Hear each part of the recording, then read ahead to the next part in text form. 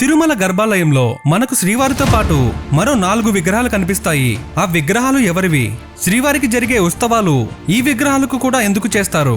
అందులో ఒక విగ్రహానికి సూర్యకిరణాలు తగిలితే అక్కడ చుట్టుపక్కల మంటలు చెలరేగుతాయంట. ఇది ఎంతవరకు నిజం? మరి ఆలస్యం చేయకుండా వీడియోలోకి వెళ్ళిపోదాం. స్కిప్ చేయకుండా వీడియోని చూడండి.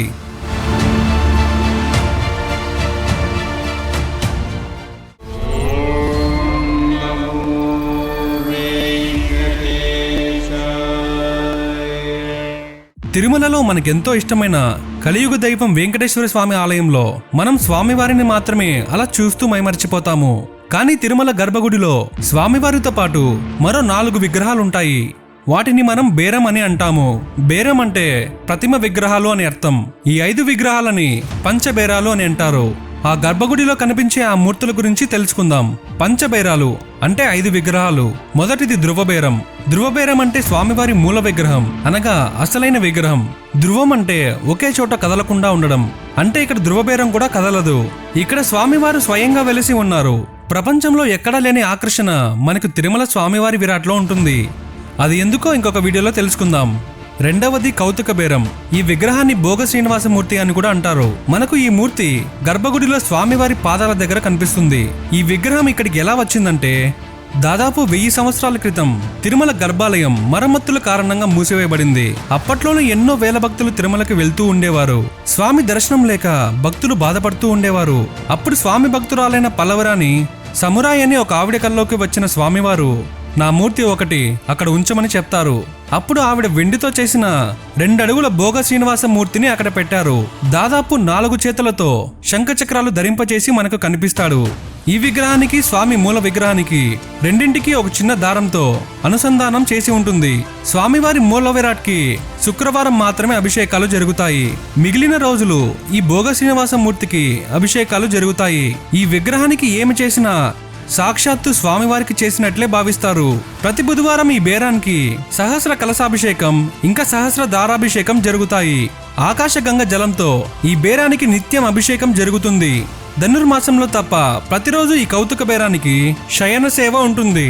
ధనుర్మాసంలో మాత్రం శ్రీకృష్ణుడికి శయన సేవ చేస్తారు. మూడవది బలిబేరం. మామూలుగా మన ఇంట్లో గాని వ్యాపారాల్లో గాని మన లెక్కలన్నీ మన ఇంటి పెద్దలకు చెప్తాము. ఎంత సంపాదన వచ్చింది, ఎంత ఖర్చులు అయ్యాయి, ఇంకా రాబడుల గురించి మనం లెక్కలు మాట్లాడతాము. అలానే తిరుమలలో వచ్చే కానుకలు దానాల గురించి పూజారులు బలిబేరానికి ప్రతిరోజు లెక్కలు చెప్తారు. ఈయనను కొలువు శ్రీనివాసమూర్తి అని కూడా అంటారు. ప్రతిరోజు ఉదయాన స్వామివారికి సేవ అయ్యాక ఈ విగ్రహాన్ని స్వప్న మండపంలోని ఒక సింహాసనంలో ఉంచి స్వామి దగ్గర అందరూ కూర్చొని మొదటిగా పూజారులు ఆ రోజు తిథి, నక్షత్రం, వారం ఇంకా పంచాంగం అంతా చెప్తారు. స్వామి హుండీలో ముందు రోజు వచ్చిన లెక్కల గురించి, వచ్చిన మొత్తాన్ని తిరుమలకి అనుసంధానమైన ఆలయాల్లో ఎలాంటి సేవలు జరుగుతున్నాయో ఈ మొత్తాన్ని స్వామివారికి చెప్తారు. అర్చకులు ఒక కొలువు ఏర్పాటు చేసి ఈయనకు లెక్కలు చెప్తారు. అందుకే ఈయనను కొలువు శ్రీనివాసమూర్తి అని కూడా పేరు. తర్వాత ముందు రోజు వచ్చిన ఆదాయం, కానుకల గురించి స్వామివారికి చెప్తారు. వినడానికి ఎంత బాగుంది కదా. ఈ కొలువు శ్రీనివాసమూర్తి లెక్కలు చెప్పిన అర్చకునికి దక్షిణ తాంబూలాలు ఇంకా 16 సేర్ల బియ్యం కానుకగా ఇస్తారు. దీనిని మాతృదానం అని అంటారు. తర్వాత బెల్లం, నువ్వుల పిండితో చేసిన నైవేద్యాన్ని స్వామివారికి నైవేదించి హారతి ఇస్తారు. తర్వాత రాజమర్యాదలతో గర్భగుడిలో ప్రతిష్ఠిస్తారు. బలిబేరానికి శ్రీకృష్ణదేవరాయల వారు బంగారంతో చేసిన ఒక ఛత్రం బహుకరించారు. కొలువులో ఉన్నప్పుడు మనం ఆ ఛత్రం కూడా చూడవచ్చు. 4వది స్వప్న బేరం. ఈ స్నపన బేరాన్ని ఉగ్ర శ్రీనివాసమూర్తి అని కూడా అంటారు. ఈ విగ్రహం స్వామివారికి కుడి చేతి వైపు ఉంటుంది. ఇందులో స్వామివారు శ్రీదేవి, భూదేవి సమేతంగా కనిపిస్తారు. 1330 వరకు తిరుమలలో ఈ విగ్రహానికే ఉత్సవాలు చేసేవారు. ఒకనాడు ఈ బేరాన్ని ఊరేగిస్తుండగా సూర్యకిరణాలు తగలగానే తిరుమలలో ఉన్న ఇల్లు అలానే పరిసరాలు కాలిపోవడం మొదలైంది. భయంతో అర్చకులు పరుగున గర్భగుడిలోకి వెళ్లి ఈ ఉత్సవాలు జరపాలా వద్దా స్వామి అని ఏడుస్తూ మొరపెట్టుకున్నారు. అప్పుడు స్వామివారు ఒక వ్యక్తి ద్వారా ఇంకెప్పుడు ఈ స్నపన బేరాన్ని ఊరేగింపుకు తీసుకెళ్లకండి. ఇక్కడ ఉన్న ఒక పర్వతంలో మీకు ఇంకొక మూర్తి కనిపిస్తుంది. ఆ మూర్తిని ఊరేగింపు చేయండి అని చెప్తారు. ఉగ్ర శ్రీనివాసమూర్తికి సూర్యకిరణాలు తాకితే ఆయనలో ఉగ్రత్వం వస్తుంది. ఎందుకు ఈ ఉగ్రత్వం అంటే స్వామి భక్తుల్ని బాధపెట్టే వారి మీద ఉగ్రత్వం, భక్తుల మీద కాదు. అందుకని మనకు ఈ స్నపన బేరాన్ని సంవత్సరంలో 2 సార్లు మాత్రమే మనం ఊరేగింపులో చూడొచ్చు. అది కూడా సూర్యుడు ఉదయించక ముందు 2-3 గంటల మధ్యలో మాడవీధంతా ఊరేగించి మళ్ళీ స్వామివారిని గర్భగుడిలో ఉంచుతారు. ఏడాదిలో 2 సార్లు, ఒకటి కృష్ణాష్టమి రోజు, ఇంకా క్షీరాబ్ది ద్వాదశి రోజు స్వామివారిని మనం ఊరేగింపులో చూడవచ్చు. 5వది ఉత్సవ బేరం. ఈ బేరాన్ని మలయప్ప స్వామి అని కూడా అంటారు. మలయప్ప అని ఎందుకు అంటారంటే ఇది మలయప్ప కొండల్లో దొరికిన విగ్రహం కాబట్టి. స్నపన బేరం వల్ల ఒకనాడు అగ్ని ప్రమాదం జరిగింది. అప్పుడు బ్రహ్మోత్సవాలు ఆగిపోయాయి. అర్చకులకు ఏం చేయాలో అర్థం కావడం లేదు.